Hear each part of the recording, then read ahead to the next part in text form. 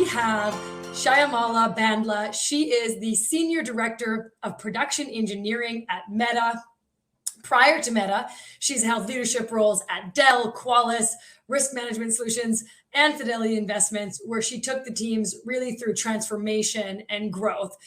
She has many awards under her belt, some to name a few: the Top 100 Women of Influence by Silicon Valley Business Journal, the EWOW 2021 Diversity and Culture Leadership Award, and also was a Women Tech Network 2021 Global Technology Leadership Award winner as well. So Syamla is deeply passionate about driving diversity initiatives, both within the company as well as in the industry as a whole. She invests a lot of time in mentoring other women in tech, and today has a session for us about becoming your greatest advocate. I'm really excited because some of the things she says she's going to share with us right away here are really tried and true advice on how to define our worth, and importantly, how to articulate our contributions. I think that's something a lot of us are excited to hear about, myself included. So Syamla, welcome to the stage. Hello, thank you for joining us. Hi there. Thank you so much, Women in Tech and Anna, for having me here. Super excited. This is a community I deeply love, and it's great to see this phenomenal set of women community coming together. Let me start with, I will leave it to you, Syamla, and I'll say too, a winner this year, just now in our Women in Tech Awards. So I was not on, and a couple of people pinged me, so I was pleasantly surprised. Thank you so much. Congratulations. I feel so blessed and grateful. Hello, everyone. Good morning. I'll start with a brief introduction. And through my career journey, I want to share about what does it actually mean to become your greatest advocate. I started my journey in US in a fintech company where I was a lead network and security engineer, Fidelity. And I was in East Coast for 5 years and then moved to West Coast with a startup company where I was again a lead production engineer. And that company got acquired by Dell. My role there just changed drastically and was a stepping stone for me to move into a leadership role. And I'll talk about that journey in a bit, as I also share how did becoming your greatest advocate helped, but also my own inhibitions, which prevented me to first take on that role.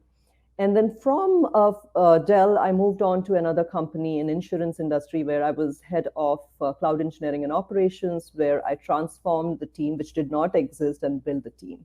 And then in a cybersecurity industry. And then I'm at Meta now, supporting Meta's most mission critical revenue generating platforms, WhatsApp, Instagram, ads, and to name a few.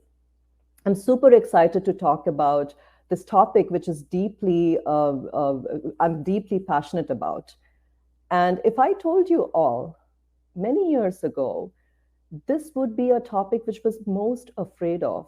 In my the constant feedback I used to get from my manager at that time was, Syamla, you're not doing enough to advocate for yourself. And I did not think that was part of my career aspiration. I was just deep into getting the work done. I was great at advocating for my team, but I sucked at advocating for myself. And guess what? Fast forward, I actually signed up about 5 years ago a LinkedIn learning series. If you haven't, I highly recommend, because a lot of people have reached out to me. The content I shared there, which is building your personal brand, is super important. Just not building your technical skills, which are needed for the job, but also building your personal brand is super important. At Meta, I also deeply believe in paying it forward. At Meta, I have mentored women. I actually carve out more time for women. There are at least 3 women have grown from manager to director level. Coaching circles, which I deeply care about. In this, we create a safe environment where we talk about some of the challenges. And I'm going to talk about articulating your contributions where language matters. And then last but not the least, I have led Women in Engineering Day at Meta, where we brought together thousands of women together in under one roof. And also we did it in a hybrid mode this year, where we brought together many women. And the previous speaker, Deb, put it so nicely, why it is so important to speak and share our journey is so that we can aspire other women who want to take on the stretch goals, because the journey is not easy. But as we share our obstacles and how we overcome, I think it gives inspiration to other women to dream big and take on those stretch goals. So let me start the very first question I ask myself, and I ask you all: why do you think it is so difficult for women to advocate for themselves? I will also raise my hand if you ask this question. And even today, depending on the audience and setting, I have those moments where it's very uncomfortable. The answer is, multi-fold. One is self-advocacy does not come to women naturally. They're excellent for advocating for others, their team members, but it is very uncomfortable when it comes to advocating for themselves. And part of it is also gender stereotypes, right? The societal expectations and the behaviors we accept from women is, being unselfish, caring, whereas with men it is little different. It's okay to be ambitious. And what I have learned is also we are self critical on ourselves. We also believe self advocacy means it's only we need to be talking about our achievements. And we forget that it is building that ecosystem so that you're not just you promoting your work, you're building those allies who are around you who can be your biggest allies and advocates. One of the things I have learned, and I want to share some career examples, and through that, I want to share lessons learned and how I continue to build this muscle. I talked about my journey at a startup where I was actually an individual contributor. And my manager at that time asked me, Shamla, we would like you to take on the management role to lead the software as a service division for Dell, where Dell had acquired few other startup companies. And you'll all be surprised if I said I politely declined that opportunity. I sat not that I was afraid. I think if I reflect back, a couple of things was I was very comfortable with what I was doing. I was super proud of the hands-on, and with all due respect, with the IC contributions I was doing, my management was very persistent that try this. So I'm grateful and thankful I had advocates and sponsors who bet on me, and I'm glad that I took on that stretch goal because it was not an easy journey. Think about 4 different companies getting integrated into a larger Dell. I was also a first-time mom, a 7-month-old son. I was not afraid about taking on this role, but I think I needed that push to just take on that stretch goal. Today, I have a different mental model. Today, I am not afraid of taking risks. In fact, I am ready to take on more. I sometimes even ask, hey, when I see this is an area I could help. But I'm grateful that many years ago I had mentors and sponsors. So I owe it to myself, pay it forward. So when I see some women who are trying to be in an IC role and hesitant to switch to a management role, I share this journey because this is super important. And I think I owe it back to the community. I want to see more women, both in the individual contributor role, grow on the technical side, but also in the management role. I want to share another example is on self-advocacy. Sometimes we just take ourselves for granted. There is another incident which comes to my mind where I was leading a very, very large cross-functional team, which involved hundreds of team members and dozen plus teams. And there was a major milestone we hit. The leadership team and the program managers and all the leads knew that I was leading this project. And when the comms came out, my name was missed out. And I knew this was an honest mistake. I sat on it for a few days. Oh, this is a mistake because everybody knew that I was leading this project. I sat and I thought, I think I should speak up first if it is happening. And I was in a senior leadership role at that time.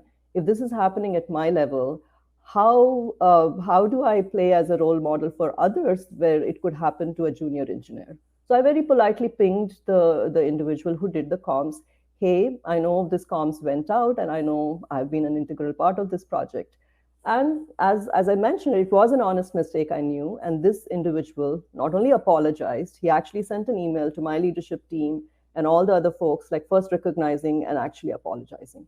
Why I'm sharing this incident, it may sound very simple, but I think it is super important to speak up and not take yourself for granted, because you are setting yourself as a role model where others, if this happened to somebody else, they can. And this was obviously a very honest mistake, but it is super important to just not having the seat at the table, but having the voice at the table.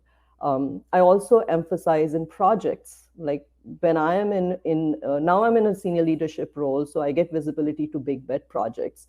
First question I ask my leads or my peers is why there is no diversity on this team. The second question I ask is, let's not just have a diverse representation, a woman IC or a woman leader. We need to make sure we create the support system so that they are able to have their voice raised and their ideas being heard.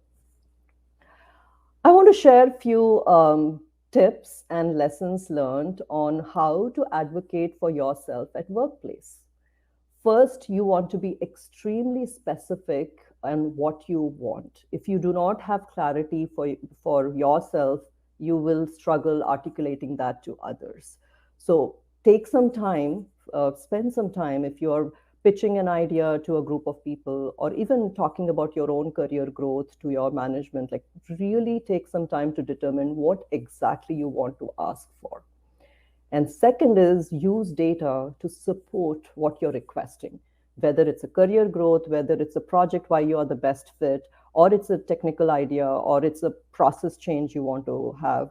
Have user data, vet it out with some trusted allies, both within your team and within your peer groups, and go about it. And communicate with simplicity.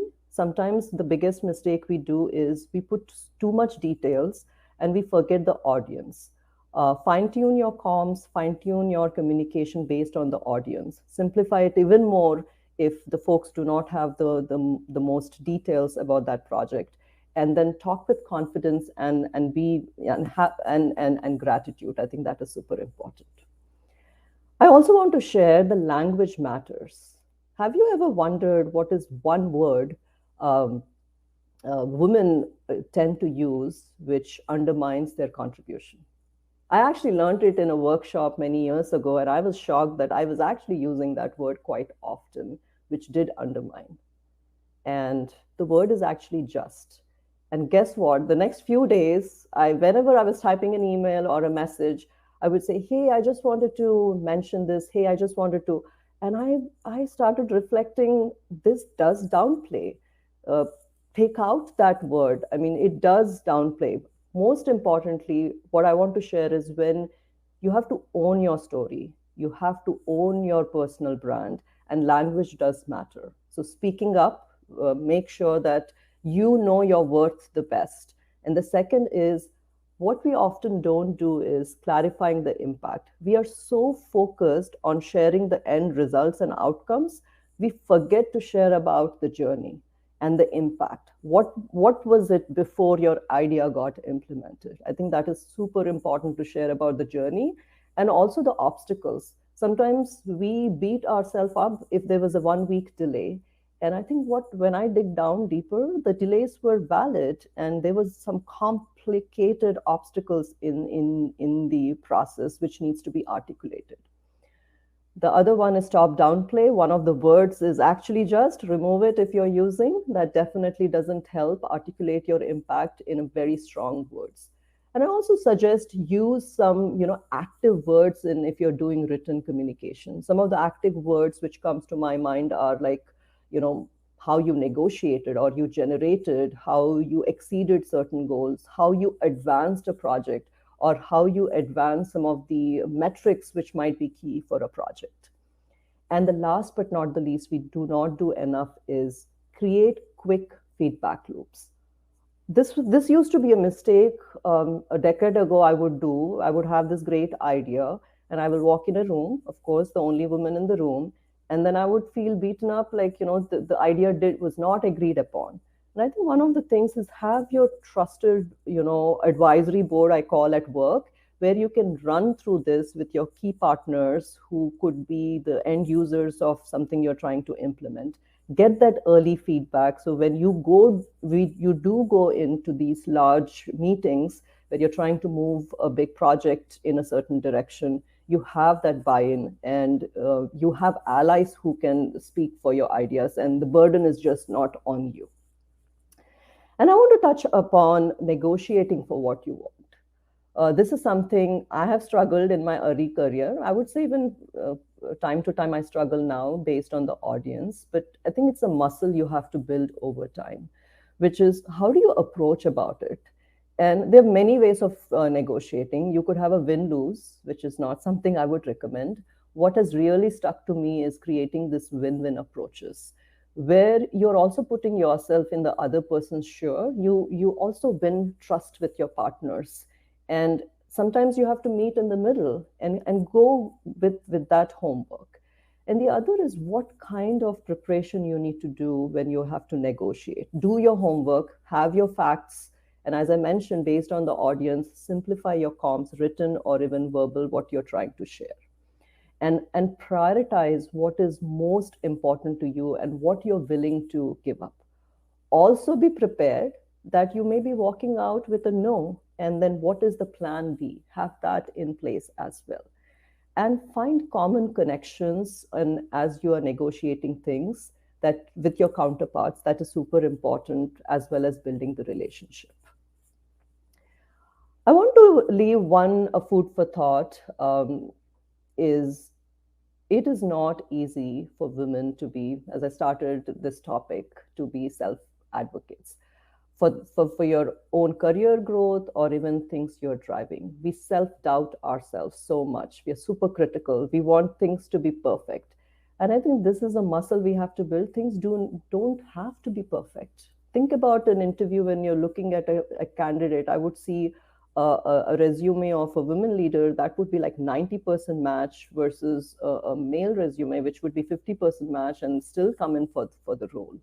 So self-doubt, imposter syndrome is high in women. We have to acknowledge, but you have to build a framework when you do have those moments. This is where your trusted advisory, both outside of work and inside of work, you can run an idea. And from time to time, I highly recommend, this has helped me a lot in my career journey, self-reflect. Have both your personal and professional goals, how you're working towards it, and writing out like what your strengths and what you have achieved. And from time to time, have that as part of your personal brand. Personal brand is nothing but like, you articulating in spite of, the audience setting, what is the value you bring to the table, but doing it in a way that you're just not doing it like all by yourself. You are asking for people around you to become your advocates or sponsors. I think with that, I wanted to make sure that there are 5 minutes for any question and answers I could answer.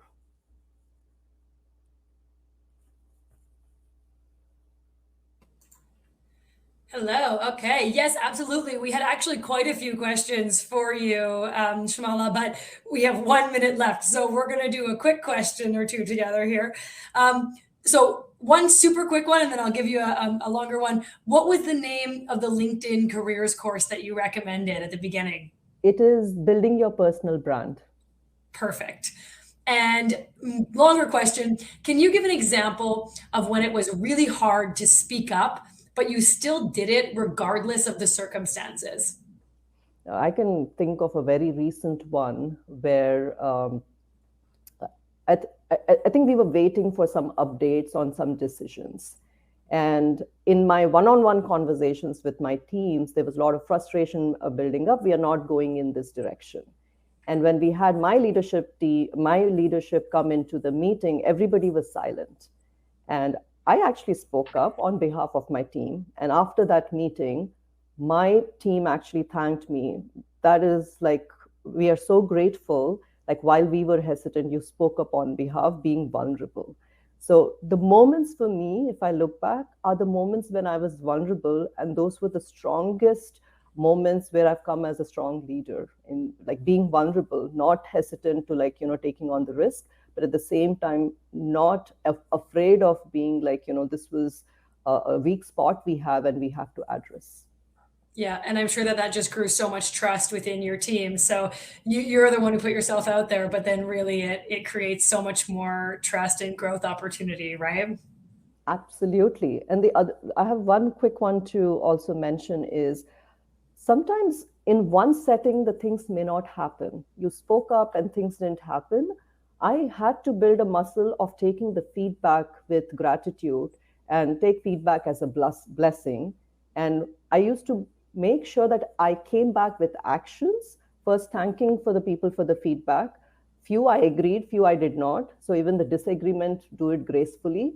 And that builds allyship for the long run. That builds really strong relationships for the long run. Yes, and so well said. And I think many of us are internalizing this right now, going, next time I get feedback, how am I going to react? Or if I'm the one who has to give it in these scenarios, how can we do it the best? Thank you so much, Syamla, for being with us today. That is all our time together, but I hope you enjoy the rest of all of the talks that we have. And thank you again. Thank you so much for having me here.